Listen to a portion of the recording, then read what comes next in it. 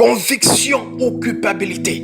Plusieurs chrétiens sont confus lorsqu'il s'agit de faire la différence entre la culpabilité et la conviction. La conviction est ce qui vient de Dieu. La conviction est ce qui vient de Dieu et qui est réalisé au travers de la personne du Saint-Esprit. Mais la culpabilité est un démon. La culpabilité est un esprit de Satan qui vient dans la vie des enfants de Dieu, qui vient dans la vie des personnes, des individus qui ont péché afin de les éloigner de Dieu. Comment différencier la culpabilité et la conviction du Saint-Esprit? Lorsque tu es captif, lorsque tu es esclave de ce démon qu'on appelle la culpabilité, ce démon va toujours t'amener à penser à ton péché, à penser à tes erreurs, à penser à tes tares, à penser à tous les moments que tu es tombé. Et à chaque fois que tu penseras à cela, cet esprit va susciter dans ton cœur, dans ton âme, l'abattement, la tristesse, le découragement et même le complexe d'infériorité et même la honte et même l'humiliation. Alors que lorsque tu es sous l'influence de la conviction du Saint-Esprit, le Saint-Esprit vient te convaincre de ton péché, mais en même temps aussi le Saint-Esprit t'apporte de l'espoir, le Saint-Esprit t'apporte l'encouragement, le Saint-Esprit t'apporte l'édification, le Saint-Esprit t'apporte la force, le Saint-Esprit t'apporte l'espérance en Jésus-Christ, qu'il n'est pas venu pour te tuer, qu'il n'est pas venu pour te juger, qu'il n'est pas venu pour te condamner, mais qu'il est venu pour te sauver. Jésus-Christ a dit qu'il n'est pas venu pour ceux qui sont en santé. Il a dit qu'il est venu pour les malades. Il a dit qu'il est venu pour réconcilier avec le Père ceux qui n'étaient plus en bonne relation avec lui. Jésus n'est pas venu pour condamner le pécheur, mais Jésus est venu convaincre le pécheur au travers de cette personne du Saint-Esprit en ce qui concerne la justice, en ce qui concerne le jugement et en ce qui concerne le péché. Parce que la Bible dit la seule chose qui va nous juger le jour du jugement, ce sera la parole de Dieu. C'est pour ça qu'elle dit que ceux qui ont connu la parole seront jugés par elle. Mais Jésus, il est venu pour nous sauver. Et pour nous sauver, il opère au travers du Saint-Esprit et il vient convaincre nos cœurs à chaque fois qu'on a fait du mal. Mais lorsque tu constates que à cause de ton péché, à cause de ce que tu as fait, tu ne veux plus aller dans la présence de Dieu, tu ne veux plus aller à l'église,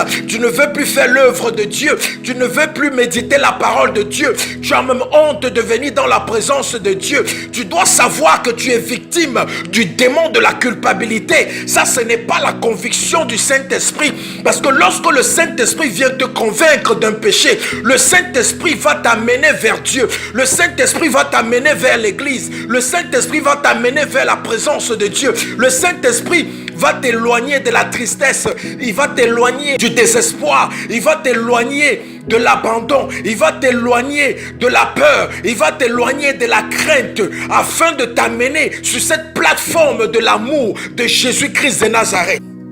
La Bible nous parle de deux disciples, deux personnalités très importantes. Une a été victime de ce démon de la culpabilité et l'autre a été sous l'influence de la conviction du Saint-Esprit. La Bible nous parle de Judas. Dans le livre de Luc, la Bible dit que Satan est entré dans Judas et Judas est allé trahir Jésus. Mais cette même Bible nous dit que lorsque Judas a trahi Jésus, il est allé rembourser l'argent qu'il avait reçu en récompense pour la trahison de Jésus. Et la Bible précise que Judas s'est repenti, mais il a toujours fini par aller faire quoi? Se suicider, se pendre. Pourquoi? Parce qu'il n'était pas animé ou il n'était pas sous l'influence de la conviction du Saint-Esprit, mais il était captif de ce démon de culpabilité. Parce que ce démon de culpabilité est venu lui faire savoir qu'à cause de l'acte qu'il a commis, à cause de la gravité des actions qu'il a commises, qu'il était impossible pour lui de revenir vers le Père, qu'il était impossible pour lui de se réconcilier avec son cœur, de se réconcilier avec Dieu.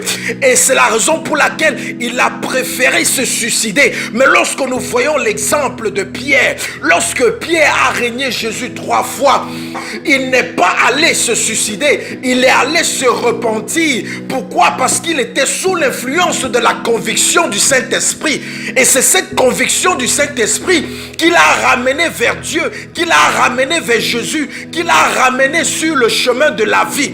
Bien-aimé, lorsque tu commets un péché, lorsque tu commets des gaffes, ou lorsque tu te trouves dans une situation où tu as fait des choses qui ne font que t'apporter du regret et des remords, tu dois savoir une chose: différencie. Est-ce que tu es sous l'influence de l'esprit de culpabilité ou tu es sous l'influence du Saint-Esprit? Parce que la différence entre ces deux sont très importantes et déterminantes pour ton avenir et pour l'accomplissement de ta destinée ici. Parce que nul ne peut avancer en ayant les yeux rivés vers l'arrière. Nul ne peut bâtir son futur, bâtir son avenir s'il ne veut pas fermer les yeux sur son passé, sur ses erreurs, sur ses tares. Et lorsque tu constates que dans ta vie, il y a des personnes qui passent le temps à te rappeler les péchés que tu as commis dans le passé, ils passent le temps à te rappeler les choses pour lesquelles tu t'es déjà repenti, sache que tu dois t'éloigner de ces personnes, parce que ces personnes sont au fait des éléments que l'esprit de culpabilité, que ce démon de culpabilité utilise pour pouvoir ouvrir une brèche, ouvrir une porte pour entrer dans ta vie et t'amener encore à avoir des remords par rapport à ton passé, afin que tu ne puisses pas arriver les yeux sur ton avenir. Parce que tu dois savoir une chose très claire: personne ne peut obtenir le pardon de Dieu s'il ne sait pardonner lui-même. Si tu ne te pardonnes pas toi-même, Dieu ne pourra jamais te pardonner. Dieu pardonne ceux qui se sont pardonnés à eux-mêmes. Et comment lorsqu'on sait qu'on s'est pardonné à soi-même? C'est lorsqu'on est capable de regarder en arrière ou de regarder à ses erreurs et ne plus laisser cela nous influencer dans le présent et dans le futur. Pour ceux qui te rappellent tes erreurs du passé, éloigne-toi d'eux, parce qu'au fur et à mesure que tu restes près d'eux, au fur et à mesure que tu les écoutes, ils vont finir par ouvrir une brèche dans ton âme que ce démon de la culpabilité utilisera pour venir encore détruire ta vie. Parce que la Bible est très claire que lorsque Dieu a pardonné, il ne se souvient plus. Lorsque Dieu a pardonné, c'est table rase dans sa mémoire. Lorsque Dieu a pardonné, il ne se rappelle plus. Alors, ne regarde plus en arrière. Lorsque tu t'es repenti d'un péché, de tes tares, lorsque tu t'es repenti de ton passé, focalise-toi sur ton présent et sur le futur et tout ce qui viendra te rappeler ce dont pour lequel tu t'es déjà repenti. Sache que c'est déjà une influence de ce démon de la culpabilité qui s'apprête à faire de toi sa proie ou son esclave.